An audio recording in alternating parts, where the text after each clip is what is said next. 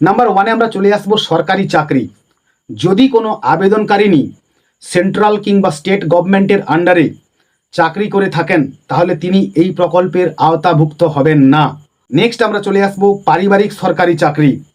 যদি আবেদনকারিনীর পরিবারে কোনো সরকারি চাকরিওয়ালা ব্যক্তি থাকেন, অর্থাৎ উনি যদি কোনো সরকারি চাকরিতে রত থাকেন, তাহলে তিনি এই সুবিধা থেকে বঞ্চিত হবেন। নেক্সট আমরা চলে আসব যদি কোনো আবেদনকারিনী পেনশনভোগী হন তাহলে তিনি এই প্রকল্পের আওতা থেকে বঞ্চিত হবেন।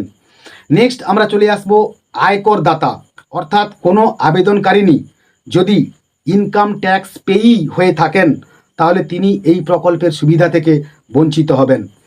নেক্সট আমরা চলে আসব বয়সের সীমাবদ্ধতা, অর্থাৎ কোনো আবেদনকারিনী যদি 25-এর কম বয়সী হন এবং যদি তিনি 60-এর বেশি বয়সী হন তাহলে তিনি এই প্রকল্পের আওতা থেকে সম্পূর্ণভাবে বঞ্চিত হবেন। এই প্রকল্পটা মূলত 25 and above up to 60 aged মহিলারা এই প্রকল্পের সুবিধা পাবেন। নেক্সট আমরা চলে আসব অন্যান্য মৃত, স্থানান্তরিত বা অনুপস্থিত ভোটারদের নাম লক্ষ্মীর ভাণ্ডারের প্রকল্পে অন্তর্ভুক্ত থাকলেও তা স্বয়ংক্রিয়ভাবে অন্নপূর্ণা ভাণ্ডারে স্থানান্তরিত হবে না, কারণ আমরা দেখেছি অনেকে ভুয়োভাবে এই লক্ষ্মীর ভাণ্ডারের টাকা ব্যাংকের অ্যাকাউন্টে নিয়েছেন।